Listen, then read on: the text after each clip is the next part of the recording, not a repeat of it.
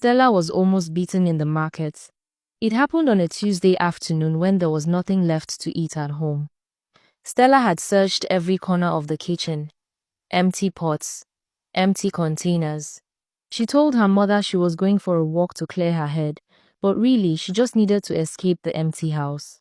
The market was busy and loud. Women were frying akara and selling rice. The smell of food made Stella's stomach twist with pain. She walked past the stalls, trying not to look, but her body pulled her toward a woman selling fried plantain and beans. The woman was counting money from a customer. Her back turned for just a moment.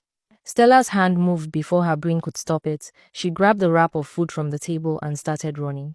She did not get far. A customer saw everything and shouted, "Thief, thief, thief." The sound made everyone in the market turn and look.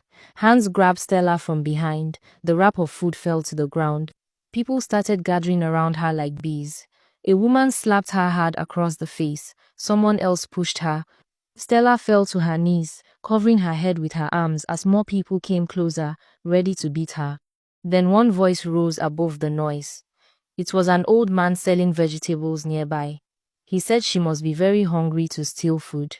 He said people should show compassion because it was just food, not money or jewelry. But others disagreed loudly. They said hunger was no excuse for stealing. They said if they let thieves go free, everyone would start stealing. The arguments went back and forth while Stella knelt on the ground, wishing she could die right there. Finally, a young man in a clean shirt stepped forward. He asked how much the food cost. He paid the woman who owned the stall and told them to let Stella go. Nobody touched her as she stood up and walked away, but their eyes followed her all the way out of the market. She did not take the food. She could not. The shame was too heavy. When she reached home, her mother was waiting outside with tears running down her face. Some neighbors who had seen everything at the market had already come back to report. Her mother kept asking why Stella chose to disgrace her like this, why she made their family name dirty. Stella sat on the floor and said nothing. What could she say? This was not who she was before. She had never stolen anything in her life, but the hunger had turned her into someone she did not recognize. She felt sorry, truly sorry, but the words stayed locked in her throat. Her mother cried for hours that night. The next morning, she made a decision. Her friend had been telling her about a native doctor in a village 2 hours away, a man who could solve problems that regular hospitals could not fix. Stella's mother had always been skeptical of such things, but they were out of options.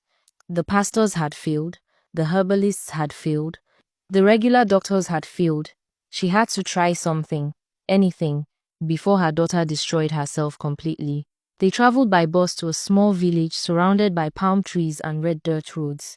The native doctor lived in a compound at the edge of the village. He was an old man with gray hair and sharp eyes that seemed to see through people. He did not ask many questions. He looked at Stella for a long time, then told them to sit down. He said Stella was cursed. A witch had done this to her. He said the witch lived in the same compound with them, someone they saw every day. He said Stella had done something bad to this person, maybe without knowing, and the witch had punished her for it. The curse was designed to destroy Stella slowly, to make her suffer and bring shame to her family until there was nothing left.